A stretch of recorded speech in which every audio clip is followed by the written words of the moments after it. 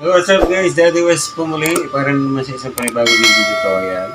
Okay, yung gagawin natin ngayon guys ay to request lang to, no? Kasi nga nakita nila gumawa ako ng mga AI effect ng mga photos. Akala nila application yun. Pero yun ay editing editing apps lang yun. Doon lang yun natin ay lalagyan ng effect, no? AI effect yung ating mga photos. Maganda yun kasi guys sa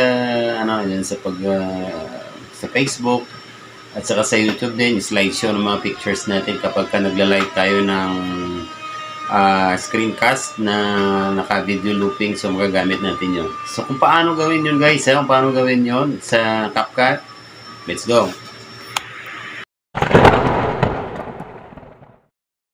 CapCut guys.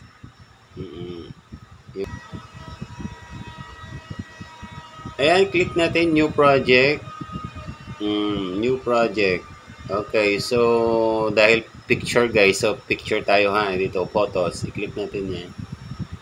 O yan, nung nag-intro ko kanina, meron akong dalawang screenshot, so ito yung gagamitin natin, yung dalawang yan. Karga natin yan, add to natin. So yun, loading pa rin. Ayan muna natin siya guys, no? Ratio aspect muna natin siya, ratio aspect. Depende sa inyo ha. Ang gagawin natin ay 16 by 9. Ayan. Okay, so check na natin yan. Tapos meron dito nakalagay effects. Okay, and photos effect guys. No, dito sa ilalim ha. Ayan, nakikita nyo pinipindot ko dyan. Photo effect. Meron yung pagpipilian. Ayan o, trending, painting, AI photos, particles, expression, motion, split portrait, face swap, and etc. Meron yan. So, dito tayo sa AI photos. Dito tayo sa sports. Tingnan natin yan, sports. Tingnan natin kung anong magiging itsura natin pag in-applyan tayo ng sa sports.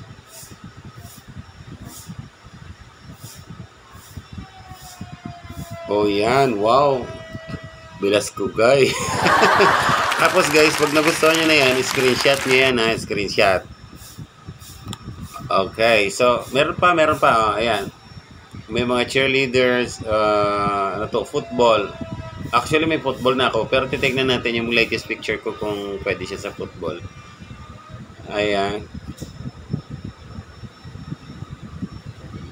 Ayan, i-apply lang niya yan, i-apply. Whoop. Oh, so yan ang magiging itsura niya. Pag hindi mo nagustuhan yan, mamili ka. So, dito tayo sa classic 1980s bilangguan. Ito nga yung itsura ko nung 1980s. Tingnan natin.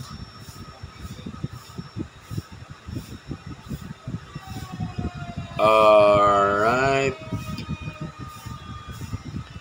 Naku po. Hindi ko type. O, dito tayo mga cowboy.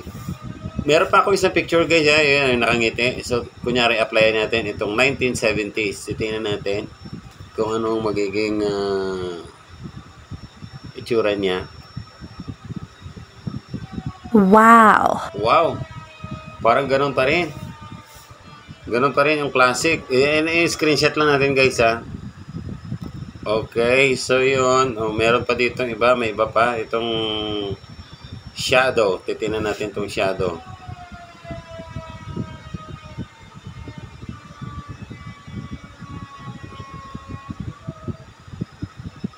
Ayan guys, last na to. Para sa tutorial lang. So yan ang itsura ko. Ayan, kung napapansin nyo, bakit ini-screenshot natin? Okay, kasi hindi naman natin to ma-export eh. I-screenshot talaga yan. Excuse me po. So lalabas tayo. Hanggang doon lang muna tayo. Pupunta ngayon tayo sa ating cellphone dito sa cellphone natin. Doon sa may gallery. Ito album.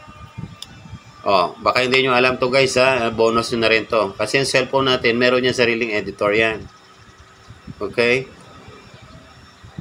So, nandito tayo. Punta tayo dyan sa album natin. I-click natin yung mga video na in-export natin. Tapos may nakalagay dito sa ilalim, nakalagay edit. Ayan. So, ang edit natin ay ito, clip and rotate. So, i-click natin yan.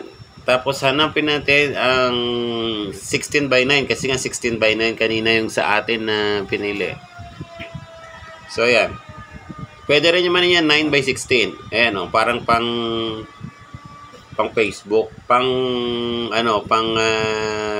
sa Facebook Reels, ganyan na tsura. Po sa atin 16:9 kasi yun natin kanina. Pasok lang natin siya dyan sa Square. Ayan, pag napasok na sa Square, i-click lang natin ng check tsaka save. Ayan, so ngayon, lahat ng picture natin na sinave, ito, pagka ganito, i-edit natin sa 9x16 yan. Kasi naka-ano siya eh.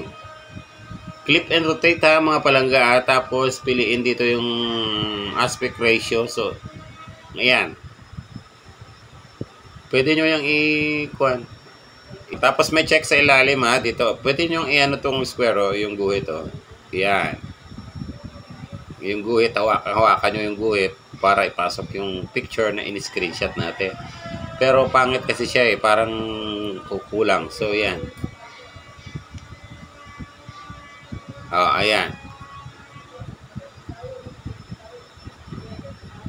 Ayan. Tapos, click to check. Tapos, may nakalagay save. Alright. So, ganun ang ano niya mga palangga. Yun yung outcome niya. Ito kanina yung isa. Tsura ko, nakakatakot to. Anyway, so yun lang mga palangga. Ganyan lang kadali magawa ng ng portrait. Yun lang kadali mga palangga. Makita nyo naman. Marami pagpipilian doon. Basta doon lang sa way na tinuro ko, doon lang kayo papasok.